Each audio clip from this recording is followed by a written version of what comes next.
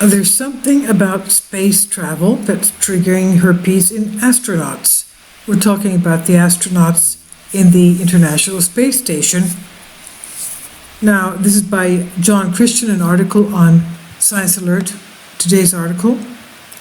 Tests show that dormant herpes viruses in the human body are reactivated in more than half the astronauts who travel on the space shuttle, who traveled to the International Space Station. This is according to a new NASA research, a phenomenon that the space agency says could pose problems for deep space missions. And it probably is not just herpes, it could be other things as well.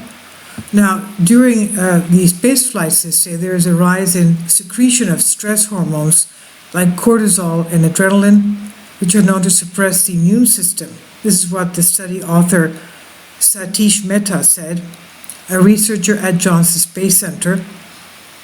And he said, in keeping with this, we find that astronauts' immune cells, particularly those that normally suppress and eliminate viruses, become less effective during spaceflight and sometimes up to 60 days after they come back.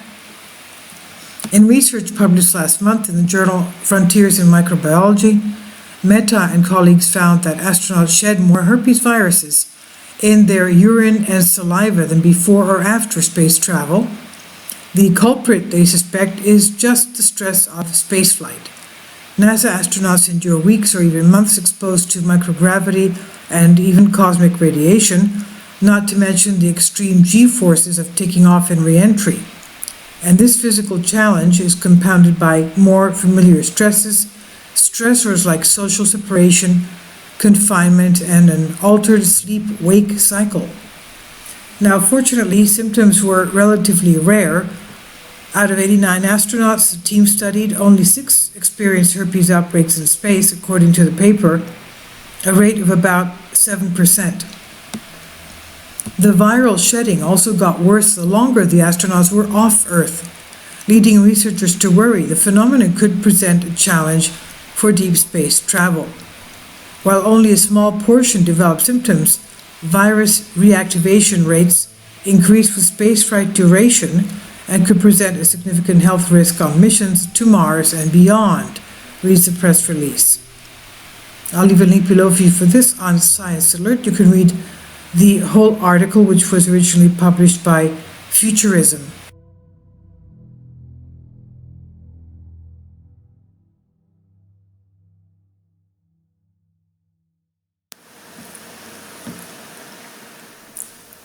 If you'd like to join me on my Patreon account, you will hear content not covered by mainstream media. These riveting stories will be based on my research, and I will state my opinions and give my personal insight on diverse and controversial subjects and world events not covered by mainstream media, and not supported by YouTube guidelines.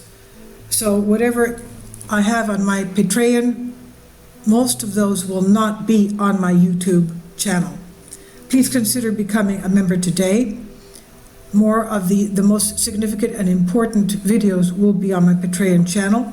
Your support helps me to continue my research and keeps this YouTube channel alive. And we depend on your support, your generous charity, because we help economically challenged families here in Athens, Greece, in Kapota, and we also help the young generation with university tuition and the community around our church. Thank you.